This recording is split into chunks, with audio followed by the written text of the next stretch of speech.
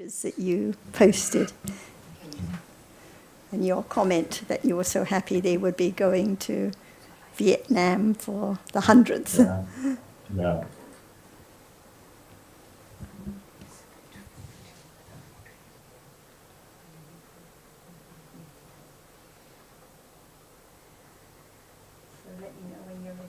Okay. We can hear from you. I think we're ready. Maybe we'll start with Eve has a topic. Would you like to start, Eve, while there's a good chance? Yes. This is a new topic I'm introducing, and this morning I started reflecting. The thought came about turning away from conditions, and how does that, the relation of that with nekama, renunciation. So I know there are probably many factors around turning away from conditions, but I'm interested to know what is meant by turning away from conditions and how that relates to nekama renunciation, please. First of all, how do you understand nekama? For example, nekama parami, nekama in general.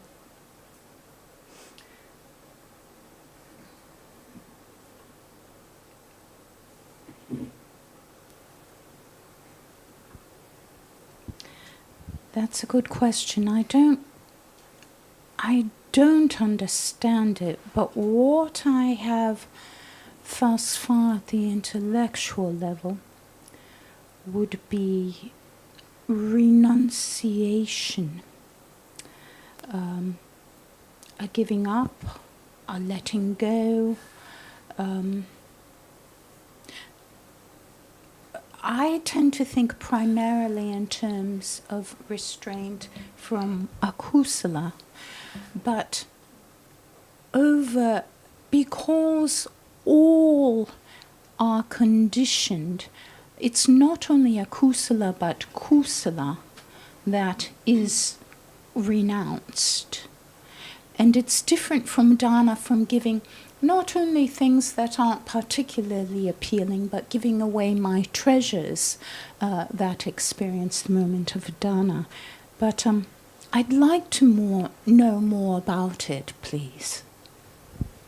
Well, Jan will add more, but when I hear about or think about nekama, for example, nekama parami, I also think of the giving up, the letting go of akusala.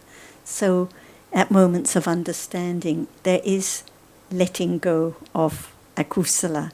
Moments of understanding, no anger, no stinginess, no attachment. So it is the renunciation of akusala that develops with right understanding. Yes, conventionally we often think about giving up of possessions or giving up of something material, but the real giving up is the giving up of akusala, and in particular the giving up of wrong understanding, the clinging to the idea of I. This is the greatest renunciation, giving up the idea of I, my anger, my seeing, my hearing, something seen. So when right understanding develops, panya parami, nekama parami supports it. The letting go of wrong understanding, the letting go of akusala develops with right understanding. So anger that Prakash mentioned this morning, it's only let go of when understanding develops. Otherwise, whatever techniques and ways you follow, as Jonathan said, the habit will still be there, arising again and again. So the nekama is the letting go of akusala, and the understanding develops until it eventually really understands the unsatisfactoriness of what is conditioned, because what is conditioned now, even kusala states, are impermanent and dangerous because they're the object of clinging again and again. So the understanding of the true nature of what is conditioned leads to the gradual letting go, turning away, renunciation of whatever has been conditioned to arise step by step. Yes, I think all these terms are an aspect of understanding. So understanding not only sees clearly, but it has other functions as well. And as we know, it eradicates latent tendencies at the stages of enlightenment. In terms of renunciation and turning away, then in the deepest sense, this is the panya of insight, which sees conditioned realities, any conditioned reality, as anicca, dukkha, anatta, and therefore of having no essential worthlessness, the worthlessness of conditioned realities, and as Sarah mentioned, the fact that they are the object of clinging, and consequently panya, as it gets more highly developed, naturally turns away from these conditioned realities by seeing the worthlessness, and that's what turning away is in the absolute sense, because ultimately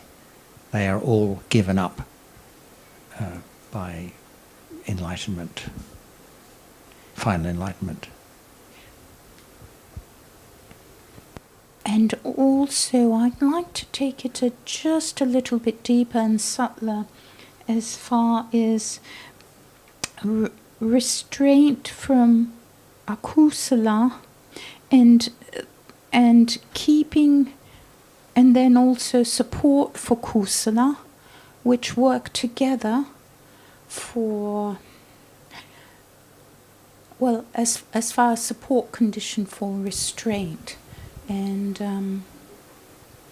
can I just say this, that in terms of development of the path, the overarching consideration is the development of understanding. So as soon as we talk about kusala and akusala, it to me indicates more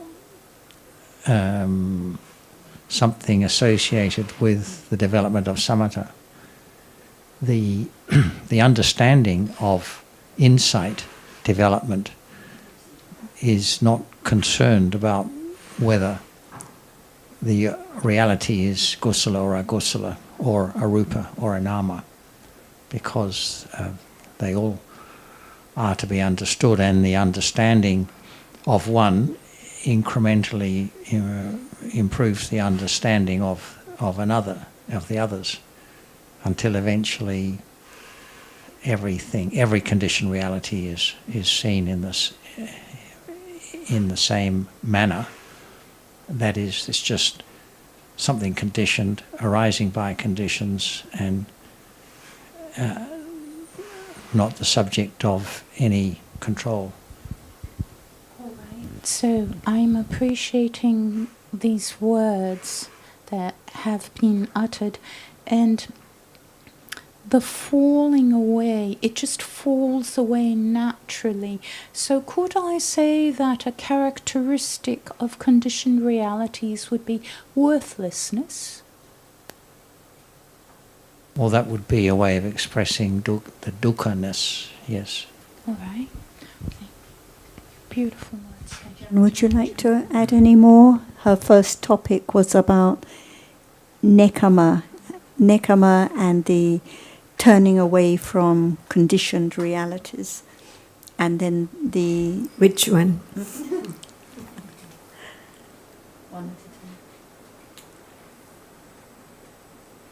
So many. Which one? Which topic, which word first? No. Which reality turning away from? Turn away which reality? Visible object which is clinging to?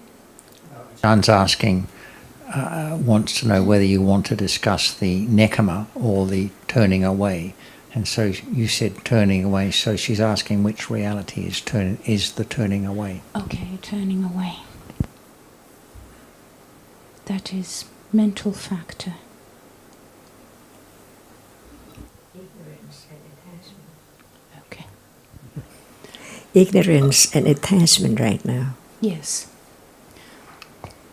I think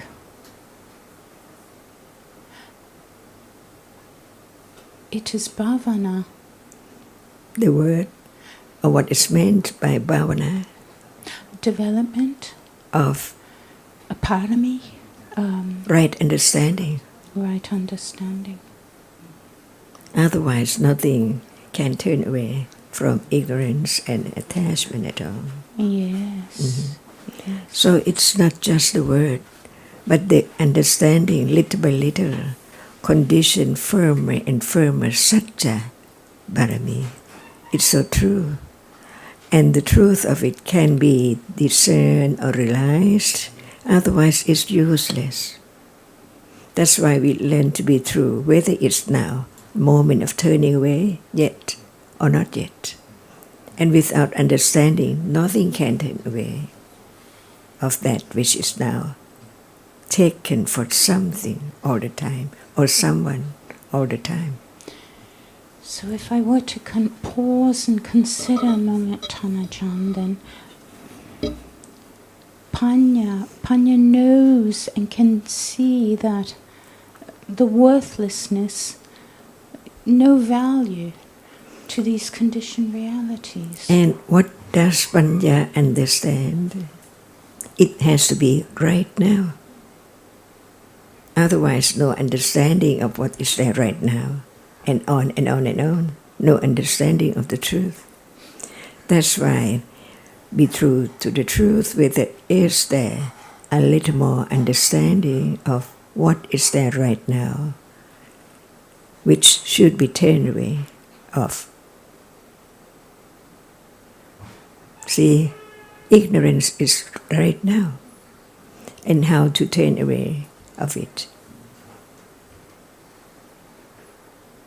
Without understanding the nature of what is that, not just in word, but the word leads to more and more attention to the reality, the characteristic. For example now, there is a reality which experiences the object. See?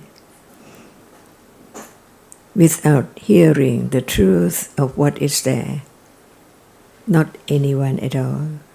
It's real, it's a Dhamma, it's conditioned reality, and it's gone instantly. Consider the truth of it little by little, that is not realized yet. It's just beginning to understand the truth of this moment, no one, Dhamma.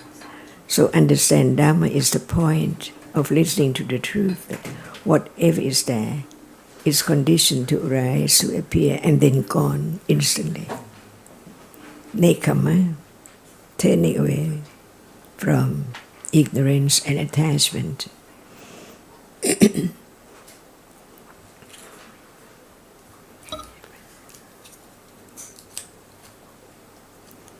What else can be turned away now of that which is now? No understanding of the truth of anything now at all.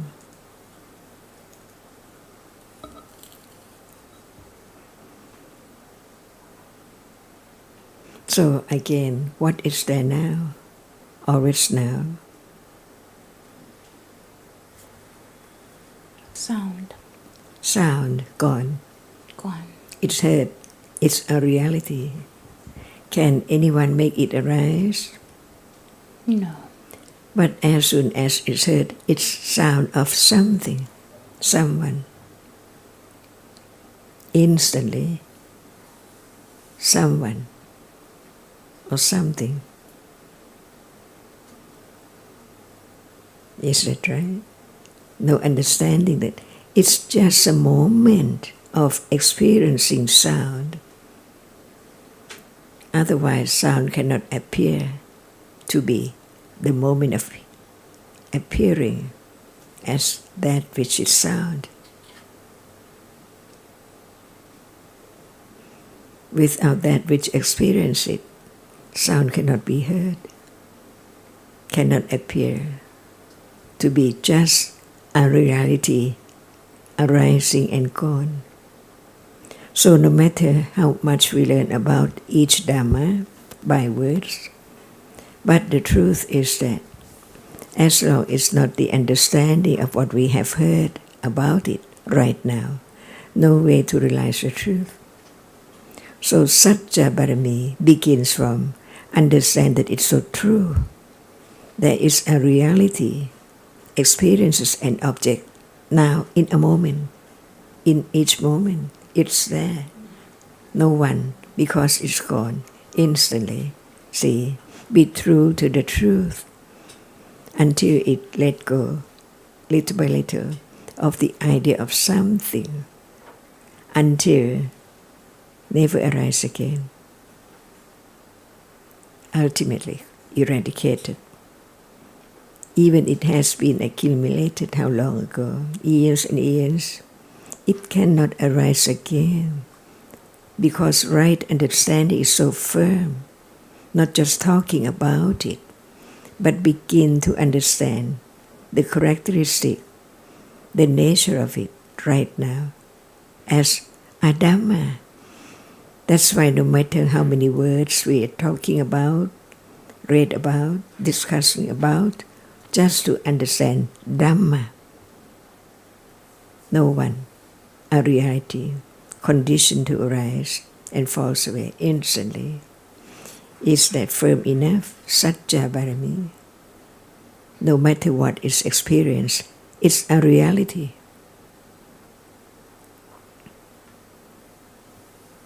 Is it firm now? No. Little bit by bit. Mm-hmm. And I need to hear it again and again. Yeah.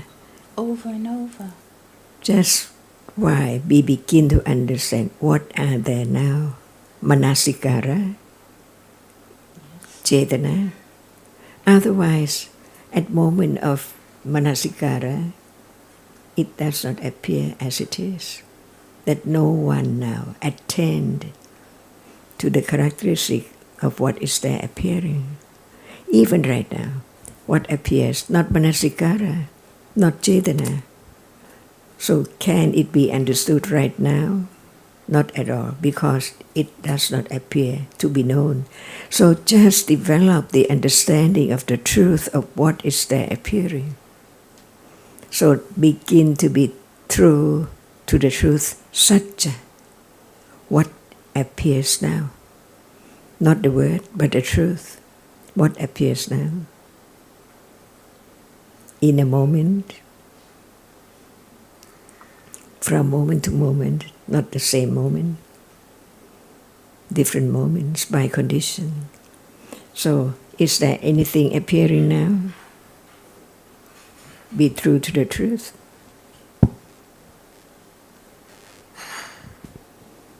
Thinking. What is it? See, just begin to understand the truth, little by little. Attend to the characteristic that is different from the other reality. Intention is not attention. Is there now intention and attention? See, they are different. There has to be, otherwise Chitta cannot experience the reality. Yeah. And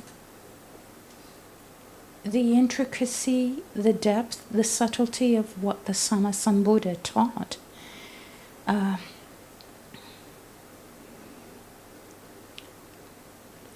is so deep, the wisdom. Yeah. And why don't we talk about other things? See, If we keep on talking about other things, can there be the moment of begin to attend to the reality which cannot be taken for anyone or anything at all? This is Satya Bharami. Nothing, only that which is conditioned to arise, to appear. And still, what appear? To be true, to be truthful to the truth. What appears now? Have we had very high, great, deep understanding of it, or just heard about it? That's all.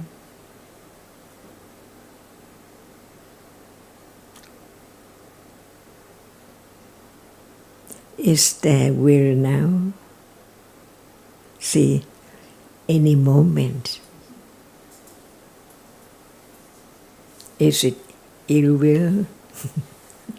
Oh, so will. Oh, virya. I thought it was virya, not will. Chaitana, we're talking Chaitana. about, because Yes, this morning yes. we talked about at The moments of Chaitana. kusala or akusala, there's the will for kusala or akusala. Yes. If yes. it's dosa, it's ill will with dosa. Moments of kusala, it's wholesome willing. Yes, yes. No one who can will dosa away. But And Chaitana is there at that moment of restraint. there are many levels of will, Chetana too. Is that true?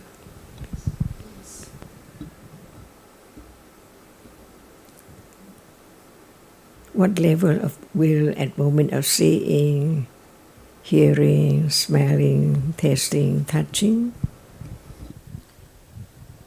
What level? Is it a basic level? First level? If there are many levels? I think the question is, we're talking about Chaitana, Chaitasika, which we talked this morning. And we talked about how at moments of seeing or hearing, it just has the function of coordinating. Moments of kusala or akusala, it wills to be kusala or akusala. So at moments of seeing or hearing, there's no willing of kusala or akusala. Yes. So It is vipaka. vipaka, yes. Yeah. So it just has the function of coordinating, Yeah. or we can say there is intention or willing, but just at the level of being vipaka, result, Yeah. coordinating the chitta and chaitasikas. Okay. So what is the next level it means in that case? Different from when it arises with kusala or akusala chittas. Okay, that is a different level. Wills in a wholesome or unwholesome way. Okay. And we can say there's an even greater degree of willing when it is very strong kusala or akusala. For example, when it's strong dosa that motivates Yeah. harmful speech or Yeah. killing or Physical stealing activity. that can bring results, then Okay. it's a stronger willing. Then the next level from that is the Chaitana at moments of insight. At the moment of Of insight, insight. yes, because that is the mundane version of the path consciousness that arises at the stage of enlightenment. And the path consciousness moment, that is yet another level of Chaitana, because it has, that citta performs many functions and it brings its result immediately. So the Chaitana is of that level.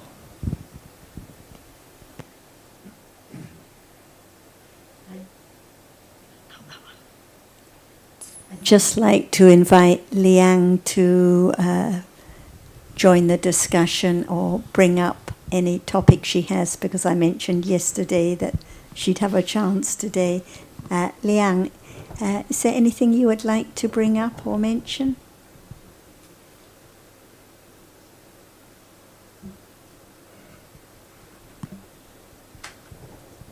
Sorry, Sarah, are you talking to me?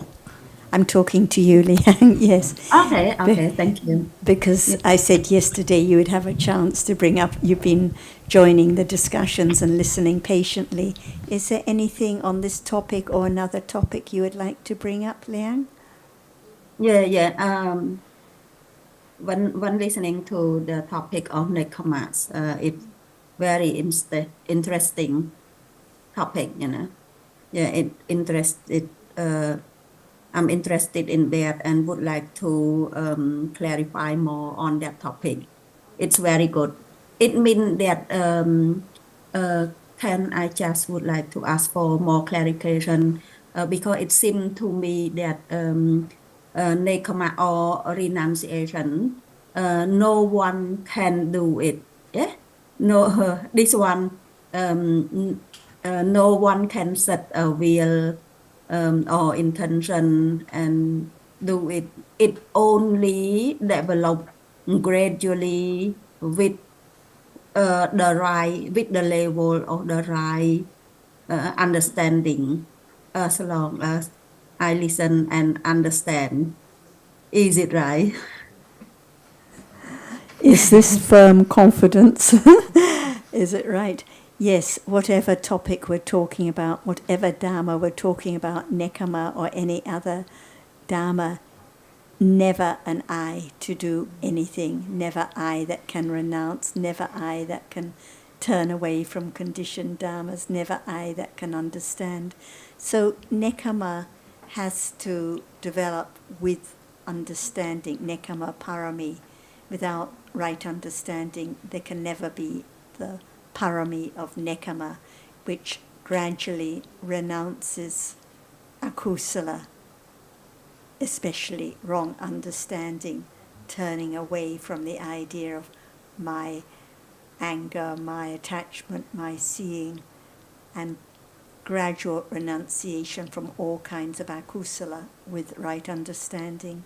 Without right understanding, there cannot be the renunciation of akusala at all. Yeah, because so far when we read the book and we heard about when, for example, when like they turning from the Pathochana or the normal people to be Popachita.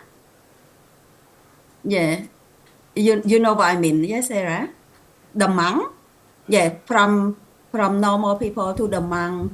In the book, normally said that because they living the living in the karma into the nekama like something, and make me very confusing. Only today that I feel like I understand more about renunciation.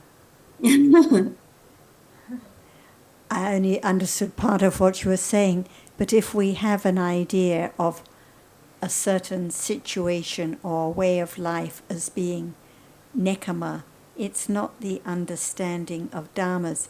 If we can say, okay, the monks have renounced the worldly life, but the home life, but what is the true meaning of bhikkhu, the deep meaning? It refers to the one that has developed understanding and turned away from wrong views and akusala. So it's not about the place, the situation, the pagoda, the temple. It's about this moment, the understanding and the renunciation from akusala here and now, no matter in Melbourne or Cambodia or Bangkok or temple or market. It's all about this moment. I think Ajahn would you like to add more? I would just say, yes, following up on that last comment of Sarah's, renunciation is a momentary citta. So it's not something that is done once and then it's done. Like sometimes, and I think this is what you were saying, that the person who ordains as a monk renounces the home life. But that's just a manner of speech. that is not necessarily at that moment the Dhamma of Nekama, because there is just following this order of service, as it were, rather than a citta that arises with understanding, which renounces akusala in some way or other. So in the absolute sense, again, it's the same with all these terms, the Dhamma terms of the mental factors and so forth. It's referring to a particular mental state at the moment, and it's not a situation. So the monk who then lives the life of renunciation, as it said, he has kusala and akusala cittas like people who aren't monks. And there's only true renunciation at moments of kusala accompanied by understanding. John Cup, may I just say something here for a moment? Yes. Leanne, the word nekama is a combination of two words. Nek, which means no in Pali, and the word is karma. Karma, and that can be confused because quite often I hear people use the word karma referring to kamma, which can confuse the matter, but here it's karma, like in karma raga. So it's no clinging at this present moment. So there's renunciation of clinging at this particular moment.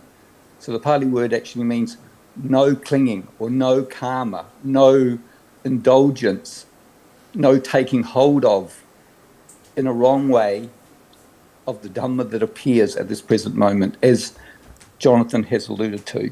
Thank you. Yes, thank you, everyone.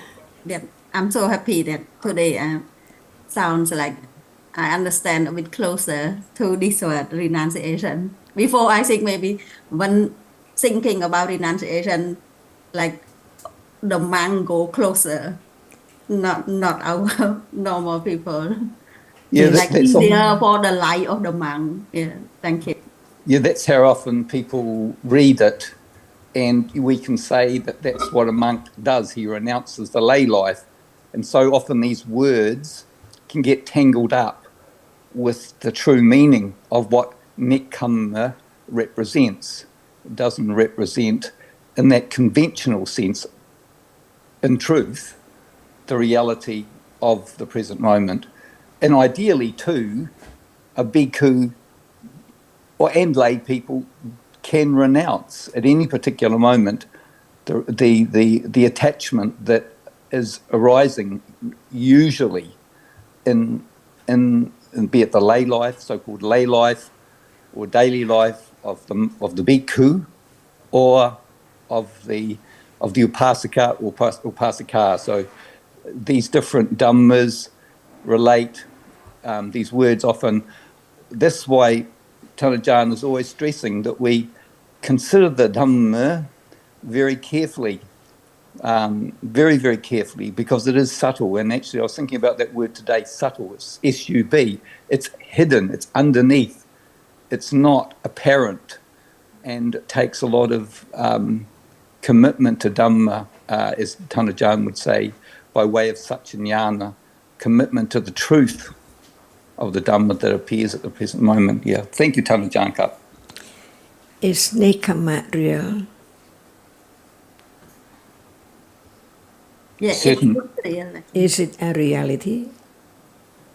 Yes, Sundara, it's for Is you. it Dhamma? Is it a Dhamma? Yes. Yes. So what is it? It's a Dhamma. That's not enough. But what is it? It's real. It's a Dhamma. Is it citta? Is it cetasika? Chetasika. Or what cetasika is it? In order to know that it cannot be anyone at all or anything. It is a lopa cetasika. Right? Yes. So now, no one. Does it arise every moment? Not always. At every moment of No. kusala and vipaka and kiriya, Ajahn. Wholesome moment only. If there's still attachment, it's not wholesome. So it's real, it's moment of detachment, not attachment. So that's why we say that all moments of kusala are nekama, are renunciation.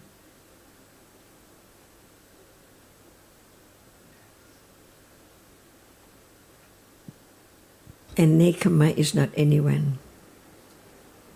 Today, are there moments of nekama? Yes, yes, Ajahn. Yeah, what moment? At the moment, I think at the moment that At the I'm moment of no happy self. to understand more about Dhamma. renunciation. At moment of And the understanding Dhamma. is there. Yeah. Is there will at that moment? Understanding Dhamma? Yes. See, Yes. that's why we learn little by little about that which is there unknown until there is some understanding of each one. So it's recognized when it appears by conditions, by sati, the reality which does not forget about what has been heard about reality. It's now reality. See, it's sati, which is conditioned to not forget. Now it's Dhamma. Is that right? Yes. Not just the word. So sati is there. Not forget. That is Dhamma.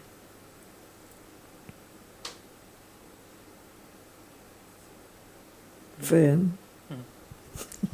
Sure. Satya Parami. To be truthful to the truth. At this moment, I say, is it firm? No one? Or I see now? No one. No one? Or it's still I? Attachment is not nekama. Sorry, Ajahn, can I clarify something? Because from listening, I make me understand that without understanding, alopa is not nekama, is not renunciation. Is it true?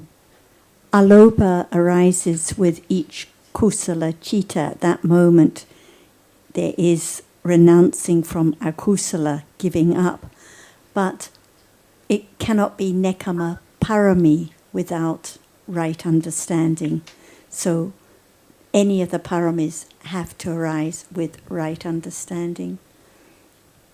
Yeah. Yeah. Thank you very much, So Sarah. nekama, yes, short A, nekama is giving up, but with or without understanding.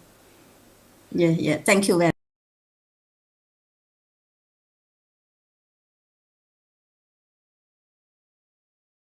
Can we put it that way, that when kusala arises, it's a renunciation at every kusala moment?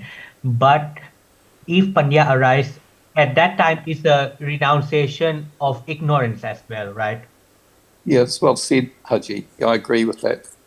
And that's why it can only be the parami with understanding. But even at moments of kusala, when aloba arises, at that moment, no ignorance. So it is renouncing of akusala even at those moments, but not with understanding, without panya. For example, at moment of giving, no ignorance. So aloba is there, adosa is there, no giving, no moha, no ignorance. Yeah. And there's no karma raga, no taking hold of the object, liking it in an unskillful way. No clinging at all. No akusala at all.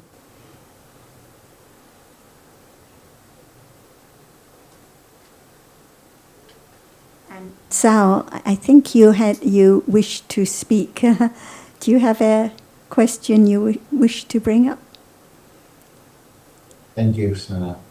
I actually no. Okay, Achan Suchi. I understand that there may not be a perfect answer to your question.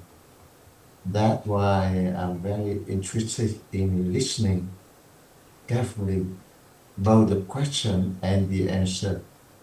So, Achan, can you say a bit about the interest, the joy? Maybe I would like to hear from you and all the teacher and all the Dhamma friend about this joyful. About interest or about joy or both? Both. Both. Ajahn Zhao said he would like to hear more about interest and joy, and in particular he said that he particularly appreciates it when you ask questions and the students have to give an answer, because he finds it interesting to consider how he would reply and to consider the questions. So when you ask questions, it's a condition for interest and joy, and he would like to hear more about interest and joy. Well, thank you, Sarah. So we have to understand what's joy and what is the interest.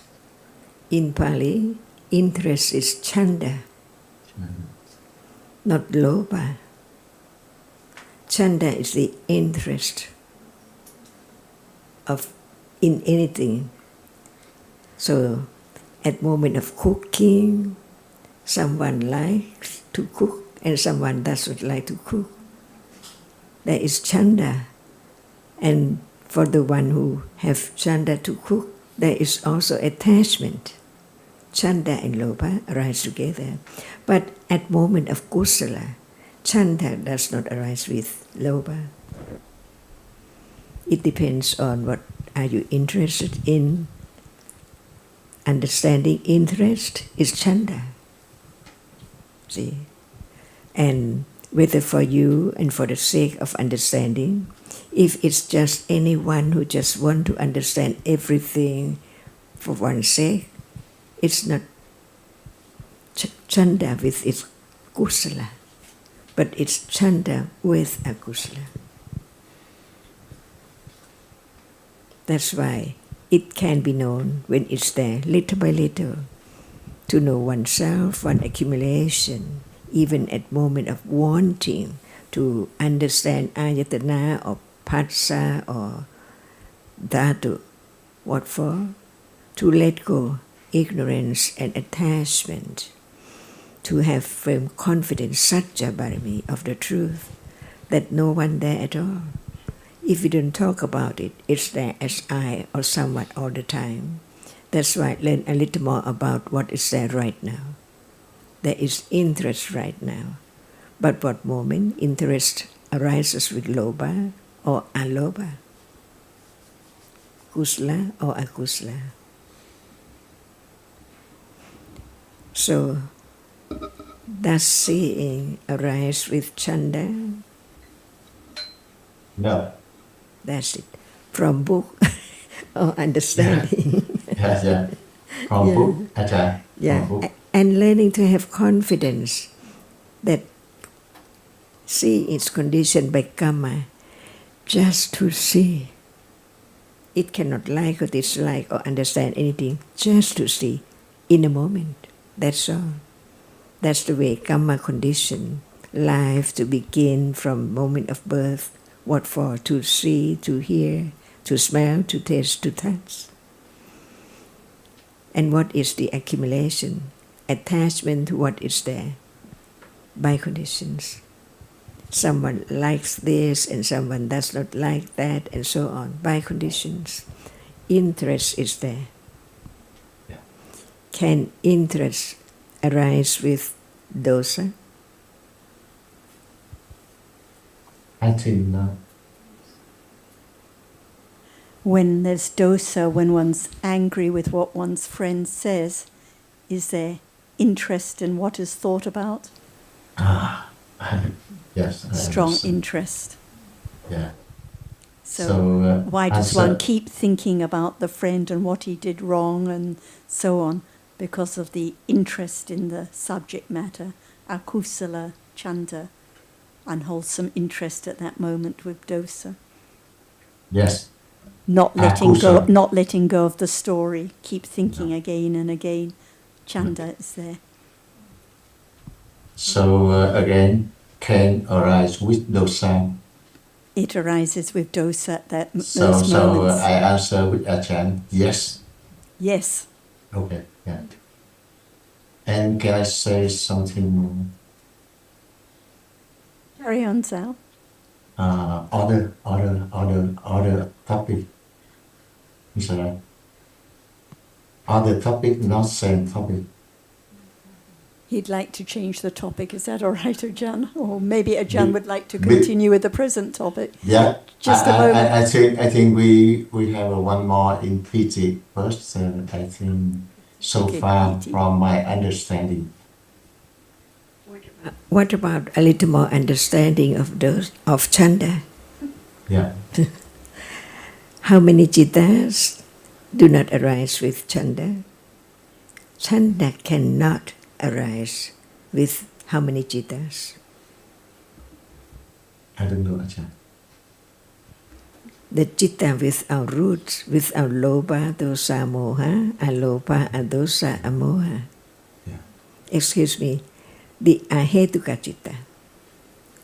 In Pali term, ahetuka, it arises without any roots at all.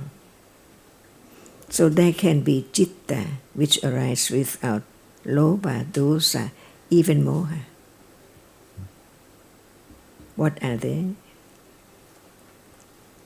We study Dhamma, so this moment is Dhamma.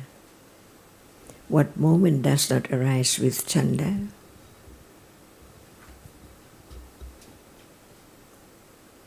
So 20 jittas does not arise with chanda. yeah. Seeing is conditioned to arise by karma, not just be born as such and such, but in life experiences what is the object of seeing, hearing, smelling, tasting, touching. That is the result of karma, born to see, right? Yeah. Born to hear, to smell, to taste, to touch. As much as it can be known by way of nimitta, while the other citta, which does not arise with root, does not appear.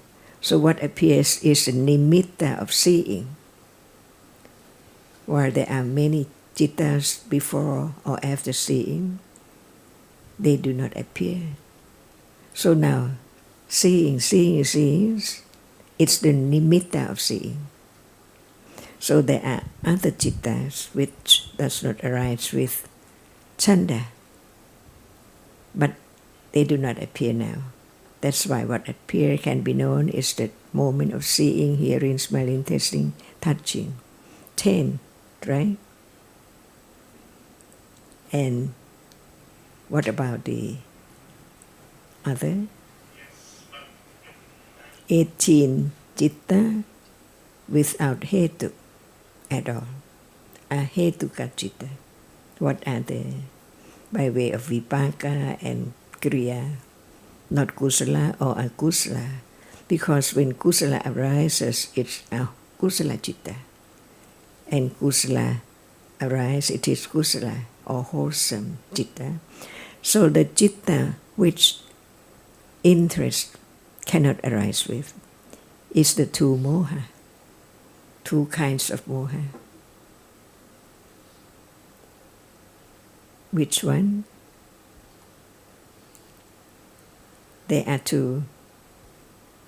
Which one does not arise with chanda or two of them? does not arise with chanda. At moment of doubt, can there be chanda? No. When it's doubtful, Again. no interest, because the object is object of doubt. And the other one, Laziness. without chanda. The other one, just ignorance but no doubt. Yeah, I know. When there is a laziness, where is the when there is a laziness? That's another reality, but now we're just talking about doubt, two kinds of doubt. Sorry, two kinds of ignorance, just ignorance. Ignorance with doubt and ignorance without doubt. So just talking about the chittas that don't arise with chanda. Yeah. Do you have chanda to be ignorant? Chanda to be ignorant. That's why chanda does not arise with ignorance. So no chanda with the ahetuka chittas, like seeing, hearing, smelling, tasting, touching. They have no wholesome or unwholesome roots. No chanda at those moments, and the other ahetuka chittas that arise in life which we haven't discussed, and no chanda with moha, any kind of ignorance. There's interest in every kind of attachment, interest with every kind of dosa, but no interest when there's just ignorance on its own.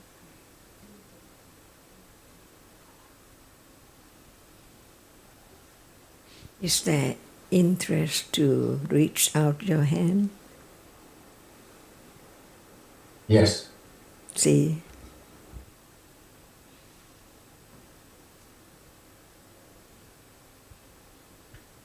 So I would like to say both things, interest, chanda, and joyful piti. But now I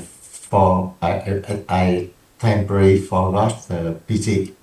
Just want to have more chance about chanda. Because just few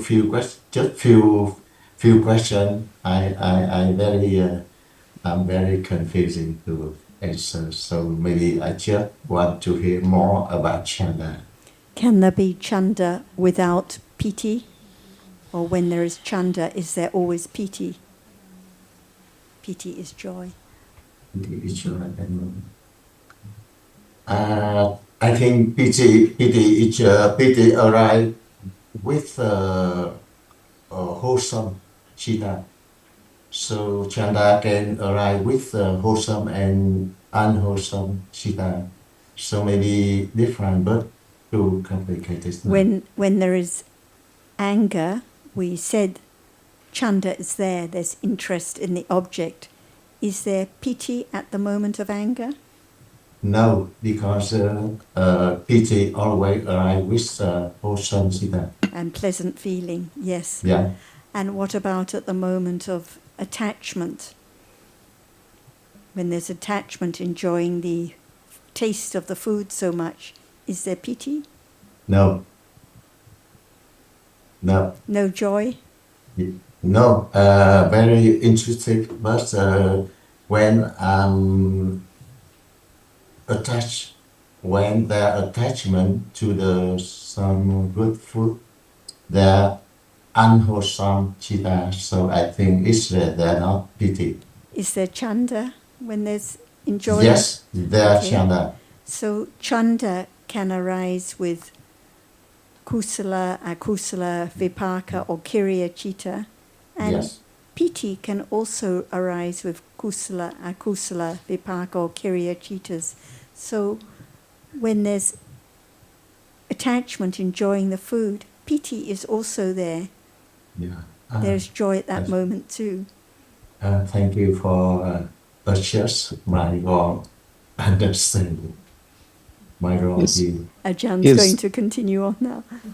Just briefly, so yeah, PET is what's known as a group of the Pakinikas, there are 6 Chaitasikas there, which includes Chanda, which can arise with both kusala and akusala. So as Sarah has said, piti can arise with kusala and akusala. And it's a good, a useful aspect of understanding Dhamma, because we cannot use feeling or piti, which arises at some levels of jhana. Obviously there it's kusala, but as Sarah has alluded to, when there is lobha, then it's very likely it will be there also. So it can arise with both kusala and akusala chittas. Thank you. Thank you. The wrong understanding come from AI. Before I bring up the question, AI had me pity only arise with wholesome, and chanda So can AI arise is with not always a good friend. Sometimes a so good friend, today sometimes not good friend. I think Yes. Ajahn was going to carry on. Thank you. So now, no Thank you. doubt about piti, right? At moment you listen to a right answer and deeper answer, see, it conditions piti. Thank you, Ajahn. Thank you. Is there piti now? Yes, so much. So much. With kusala citta or akusala citta? I'm not sure. maybe That's the both. point. So we all enjoy the piti, but it can arise right now with understanding or with attachment, enjoyment. A bit like when friends go to the holy places and they say so much piti. Is it kusala piti or akusala piti? Different at each moment. Only understanding can know. Can I have a few more minutes? Carry on, you can have as long as you like, Mr. Zhao. Yeah, because yesterday I heard, I just want to follow the Kevin yesterday. So he mentioned about the precept. So from my experience, long times ago, I keep precept because I think it's I follow the 5 precepts for the result in the future, and I avoid killing before that fear. However, now I refrain from killing because I truly understand that. Maybe understand come from Dhamma talk like this, that all beings are like us, are suffering, all of animal or anything, so that I refrain from killing. So I think this understanding bring me more calmness than before, because in the past I avoid killing because I fear about the bad result.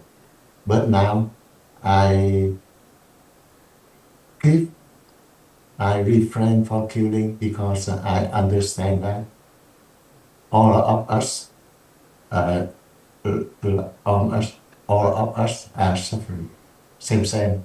So this I think better than try to keep 5%.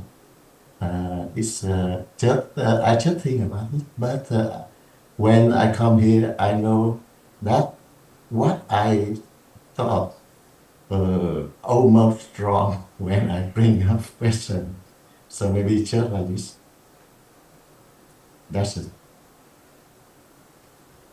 So is it a question or just your comment? So is it right or wrong? So if there's understanding now, if there's understanding of the harm of killing, the harm of hurting other beings, then it's right understanding. If one just follows because it's a rule and one has been told not to break the precepts but without any understanding, it's not much value because one just repeats the rule, but what about when time comes? And at moment of harming the others, is there any metta at those moments? No. No, so Yeah. understanding is a condition for more metta, more kindness to other beings too. But the understand is very, very little. Like I answer the question here, so almost is wrong, not right. So how did you think about this?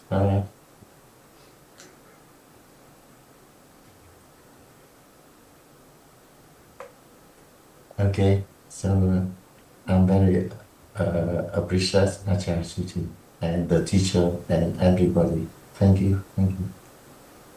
Sorry, Sarah, can I clarify something? Yeah, about piti and chanda. Yeah, is it right? Chanda always arrive with piti, but piti not always arrive with chanda. Is it correct?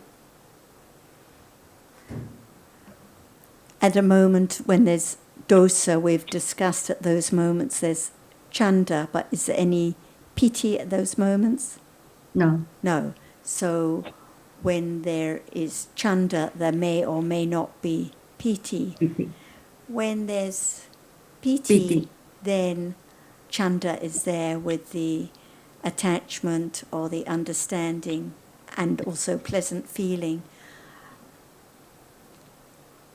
So in daily life, when piti is there, chanda is there. Yeah. It's a good question, yeah. Yeah, thank you. What about when jhanas are attained? Is there always piti? Then Jhana. it becomes more No. subtle. Yeah, become more subtle because Yes. it's different. Yeah. Different from When normal there's chitta. equanimity, Yeah. no pleasant feeling, then no piti, then yes. Yeah. With jhana and piti always also is right. So the highest jhana with equanimity, not with pleasant feeling. Not with pleasant feeling, not with piti. But we won't go there now. Back to this moment. But just deep question of Liang's. Alberto, anything you would like to bring up today?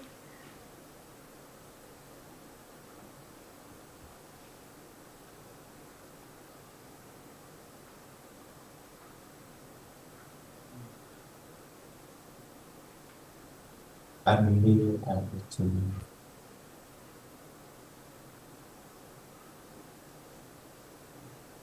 Can you hear me? If you speak a bit louder, it's better, Alberto. I can hear you, Alberto. Right. yes. Because I'm not sure if it's working properly. It's okay, I can hear you. Yes, but in the room we can hardly hear him, so. Yeah. I'll have to pass, sorry.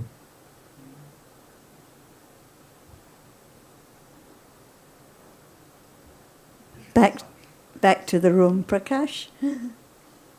Ramesh.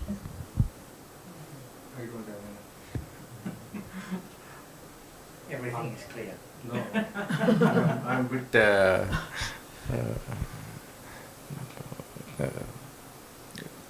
I don't have much clarity on these subjects. Earlier, while coming to Nikkama, I thought renunciation of worldly life and worldly positions and some kind of going for monk life. But as Sarah, I was hearing Sarah that this is not only worldly positions or something else, like understanding of the things. So that is what is a new definition of Nikkama. Yes, usually people think of Nekama as renunciation of the home life, the lay life, and also renunciation of worldly possessions, giving away worldly possessions. This is the common understanding.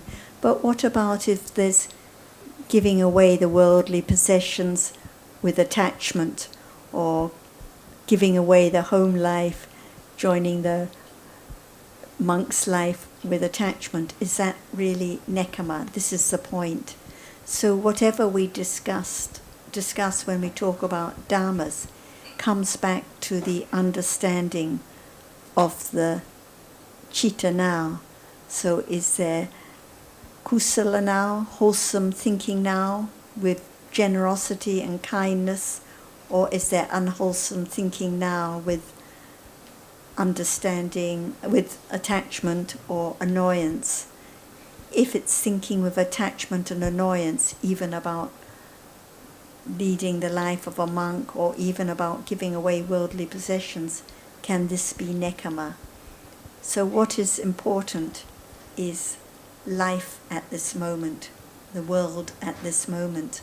When we just think in terms of situations and stories about leading this kind of lifestyle or that kind of lifestyle, or, for example, not eating certain kinds of food like meat or this or that, it's not the understanding of Dhamma which we've been discussing. So at this very moment, thinking about nekama, thinking with understanding, thinking with doubt. So nekama has to refer to the renouncing of akusala at this moment, any kind of akusala.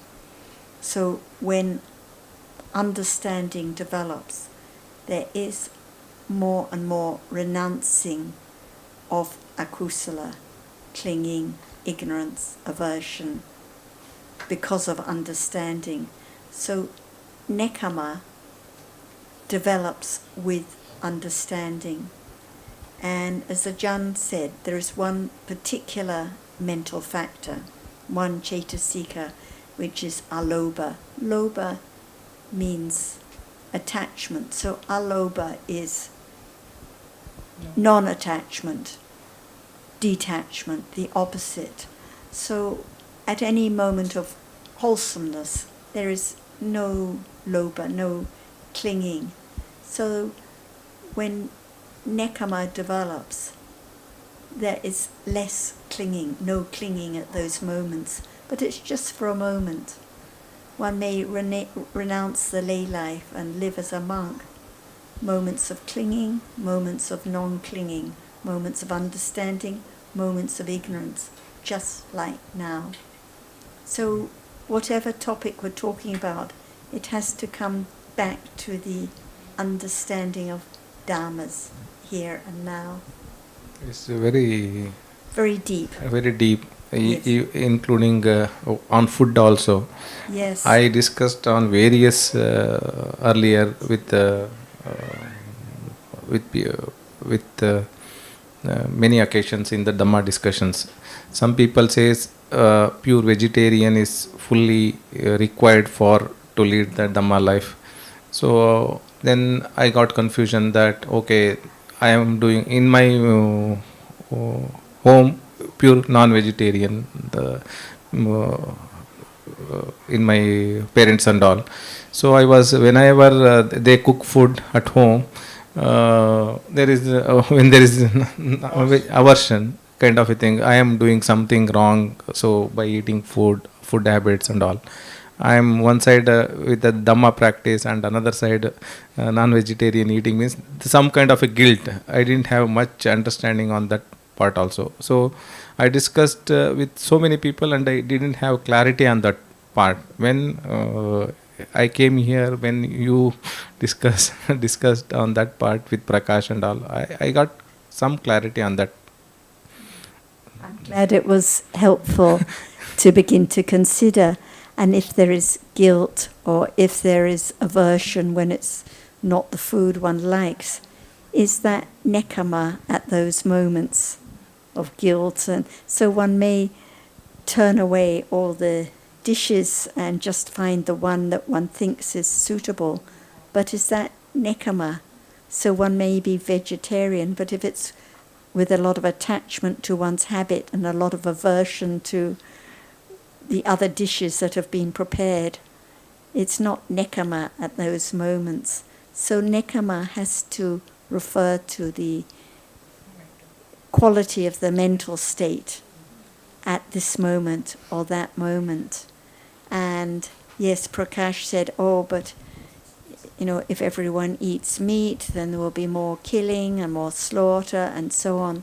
So one has a lot of arguments and reasons. But what about at this very moment? If you go to the house of your friends or in-laws and the food is all vegetarian, fine.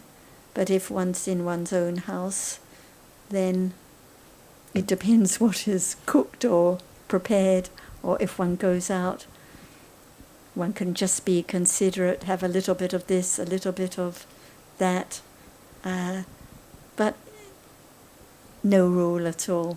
But what about the chitta at this moment? So like Prakash, he's vegetarian, but anyway, he's very considerate. He doesn't cause any disturbance or trouble. But at moments of aversion or at moments of annoyance, because maybe someone forgets or something is not as one would like it, it's no nekama at all. So whatever the justification, it comes back to the kind of chitta at this moment. Yes. And just if I can make a quick word there, it's often talked about this aspect of Dhamma, vegetarians or non-vegetarians or whatever. There's a very wonderful sutta that I would encourage you to read, and the Buddha talks about the subject quite explicitly. And it's the only sutta in the whole of Tripitaka that it's from a previous Buddha. The previous Buddha to Gautama was Kassapa. And the Buddha Gautama felt there was no need to change that.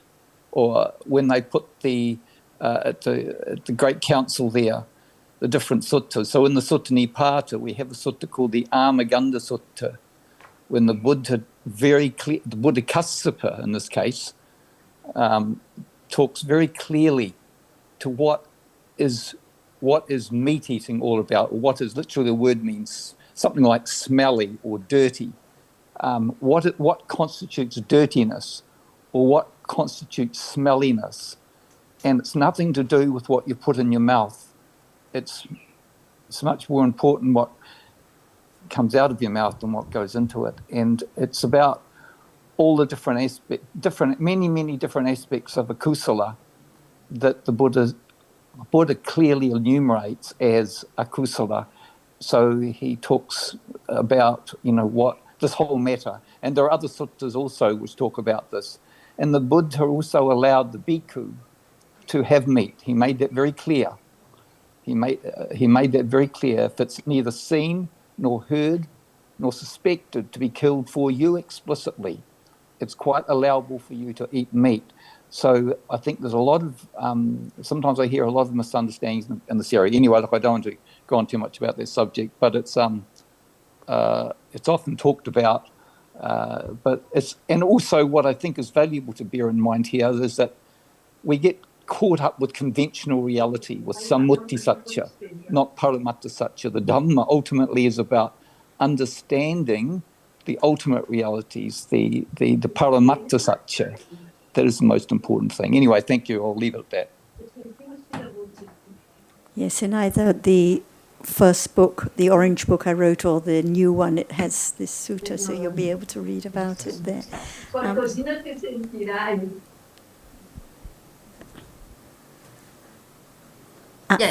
Sarah, the important thing is not vegetarian or non-vegetarian, isn't it? Yeah, important thing.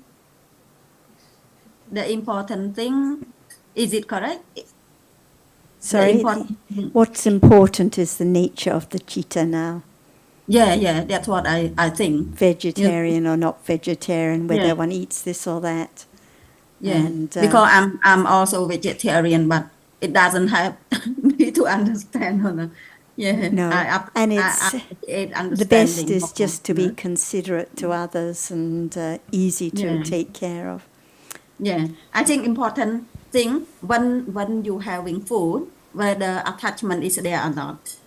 That's what I think. Right, Yeah. and Yeah, thank both you. the vegetarian eater and the non-vegetarian can have attachment, and being vegetarian doesn't bring more kusala in one's life, and it doesn't bring less suffering in the world either, contrary to what many may believe. Yeah, I think that's a very good point, Jonathan, that people bring up, that somehow people feel that if they stop eating meat, there'll be less killing. Killing is caused by ignorance. It's not caused by what people eat. But it's not an easy one to talk through with people. But I think it's a very relevant point, Jonathan, that because people stop eating meat, there'll be less killing in the world. That doesn't work that way. That's illogical, and it's contrary to the nature of Dhamma. It just doesn't make any sense. Thanks, Sundara, and you may or may not know you've got your camera on. Oh, I see. It's okay. Good to see you. Good to have you with your camera on for a change. And I think Kunsapatson was waiting to speak. Just Kunsapatson, go ahead. Okay, earlier you, Thanajan, Kusara and John talk about nekama, which more understanding has gained, even though it's not a lot, but a little bit. But the topic I would like to say is not about nekama. Usually I get unfamiliar with the vilati cetasika. And what is the difference between vilati cetasika and nekama? As far as I know, vilati cetasik is not in perfection, right? Yeah, could you please elaborate more? In brief, we were talking about nekama at any moment of kusala, because there is the renouncing of akusala, alobha cetasika, that arises with all kusala cetasikas, over kusala citas. Verity refers to the cetasikas when there is the opportunity for harming through speech or deeds, and there is restraint at that moment. For example, when we're talking about the virity of the path, the three cetasikas, there is the opportunity to kill. Maybe one thinks of hurting the mosquito, but there is restraint at that moment with understanding. This is virity. So we can't say it arises with all kusala citas. We can't even say whenever there is right understanding of the path and the path factors arise together that virity is there. Only when there is the opportunity for harming and there is restraint. So for the Arahat, no virity cetasikas arise because no opportunity for harming through speech or deeds. No akusala. No inclination. No inclination, so no restraint at all. So another example would be there's an inclination to speak harshly or make some sarcastic comment, but then there's restraint from doing so.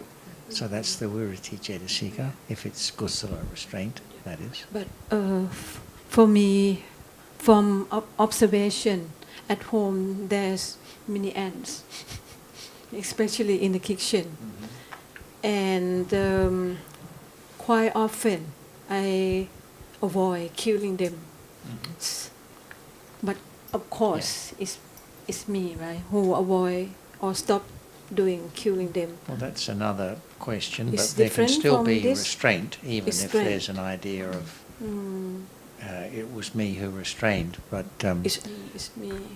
if there's the inclination to kill, the anger, for example, irritation and thinking of doing something and then deciding not to because it's taking the life of another being. But not all the time. I mean, No. but No. yeah. So it's always for a moment. Whatever Yeah, we're for a talking moment. about, Right, nekama yeah. is for a Yeah, moment. for a moment. Virity Correct. is for a Yeah, moment. for a moment. Piti is for a moment. Chanda is for a moment. Whatever we're talking about is for a moment. But one can begin to be more familiar with those moments of restraint. There is calm at the moments of restraint, whereas when there is the dosa and the thinking of hurting, no calm, no joy at those moments. It seemed to me that more consideration why going to harm, right, or not going to harm them. Yeah, you might Right? just think, well, Isn't there's it? another way of dealing with this situation. Yeah, I like Yes. more consideration More because consideration, before yeah. I never. It's like my habit. Don't want. Well, actually, to tell the truth, what's the word? I keep preserve, 5 preserve for a long time since I was teenager, and what's the word? Like I still taking 5 perceived, right? And I think but of course it's still me who trying not to. Yeah. And this is the point exactly the point that Zhao was making earlier, that you may follow the precepts like rules, but without any real understanding. So it's just repeating and following, like a child might in school. And this is what the Buddha said, that one can follow just because of society and what one thinks is right, but it's different from restraining because of the understanding of the harm of hurting other beings. And there is the wise reflection about the living beings. They don't want to be hurt. There can be metta at those moments. So considering other ways to take care of the problem. Or there can be avoidance of killing because one is fearful of unhappy rebirth in the next life, for example. Just like people can make merit because they would like to make the conditions for a good rebirth in the next life. In both cases, it But in wouldn't my be case, kusala.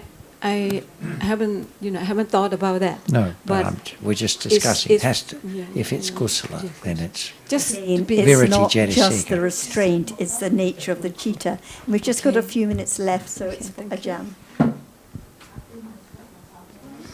Virati Cetasik is Sila Parami, isn't it? Yes, it is. But practicing without understanding,ท่านอาจารย์ Yeah, no understanding. Without understanding, nothing can be Parami. Without understanding, not sila parami. Yeah. So Okay. virity as sila parami has to be with understanding. And how many paths, right paths to realize the truth? 8 paths. ใช่ What are they? Can't remember all. Virati Cetasika as well. In the 8 Three factors are Team virity. factors. Yes. Oh, So they I don't didn't arise all the yeah. time with understanding, only when there is the opportunity. So usually it's fivefold path. Yeah, five. But if there is the abstaining from killing or speaking or within one's livelihood or lifestyle, then 6, yes. And at moments of enlightenment, then 8. That will be Yes, 8. yes.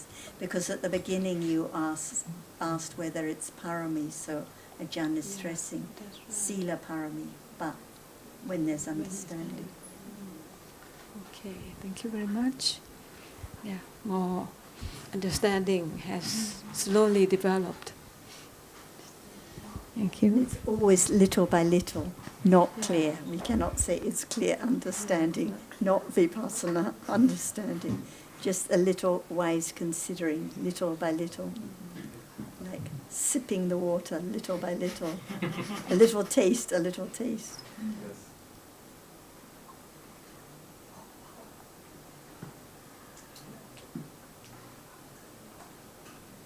So now one can say, how many dhammas are there?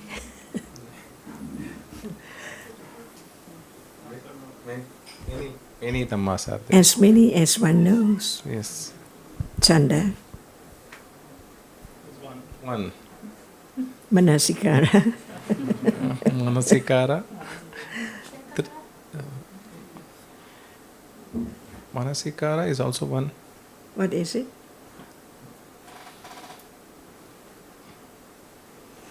That's why it's not just hearing about the words about it, but understanding a little more of each reality. Like chanda is not manasikara. They are cetasikas, but they are different. Otherwise, we just say there must be chanda and manasikara and so on now. But what is it? One by one. Is there chanda now? No. Yes, yes. Yes. See, that's why hear it again, consider it again, until it's understood, little by little, firmer and firmer. It cannot be anyone at all, at any moment. So, is there cetana now? Yes. Yes. What level? Level we don't know. That's it. So, true to the truth, because it does not appear, even it's there. But cetana arises with each citta, beginning to understand the function of cetana.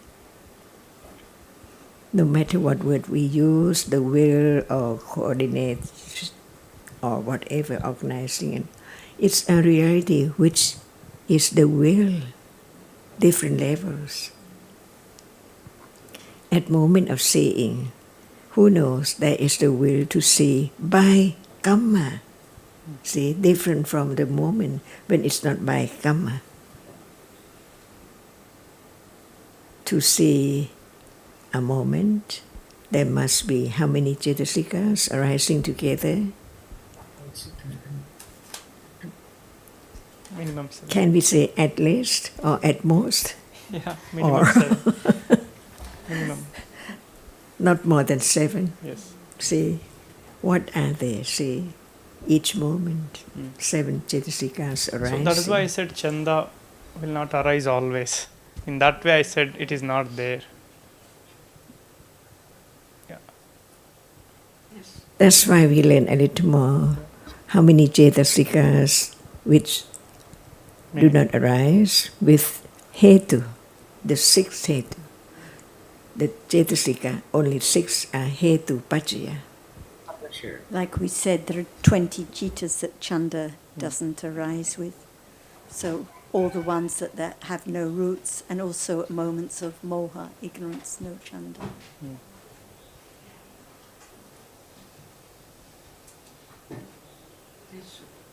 I will learn little by little what cetasikas are there in life from moment to moment.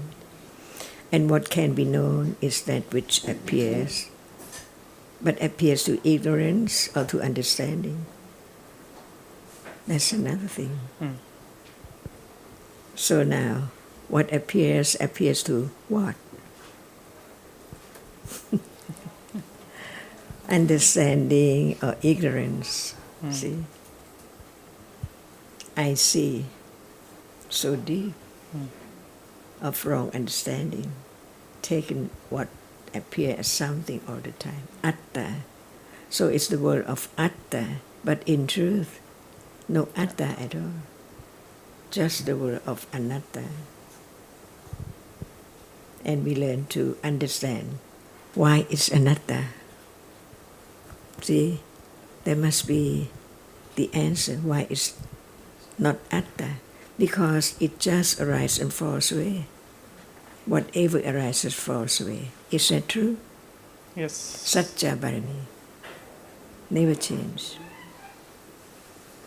Can whatever arises arise by itself, or there must be conditions for its arising?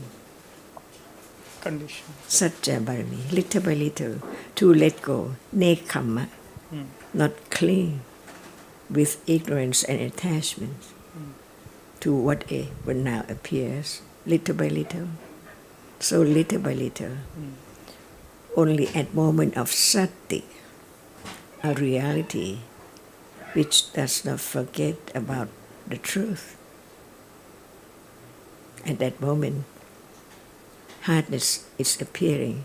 It's the object of understanding, little by little, until there's no doubt about the nature of hardness. It's there only when it has a reason and then gone instantly. So the truth of the arising and falling away can be known, but not from the very beginning. Different levels of understanding. So now what level is the understanding? Pariyatti. To go to one, Ajahn. Pariyatti? Not clear and wise enough? Or it's so clear and wise now? Not yet Pariyat. That's why it has to be firm sanya of the truth to condition the reality, which not forget the truth of it, its heart, only when it appears. When Sorry, Ajahn. The panya, the understanding in the Bharami, only from what I understand from you is only understanding about the reality, not the understanding with normal kusala. Is it right? That level of Bharami? understanding is understanding. It is not alopa, adosa. It is moha. One hetu, wholesome hetu. Oh, it means that all understanding are understanding about reality, even though understanding that, for example, at the moment of dana, at the moment of dana, like Jnana means giving things, giving out things. Yeah, that kusala. Sometimes it also understanding also arise at that moment. Yeah, the panya at that moment is also panya that understand the reality or no? Sarah? This is another topic, and maybe we can discuss it in more detail tomorrow.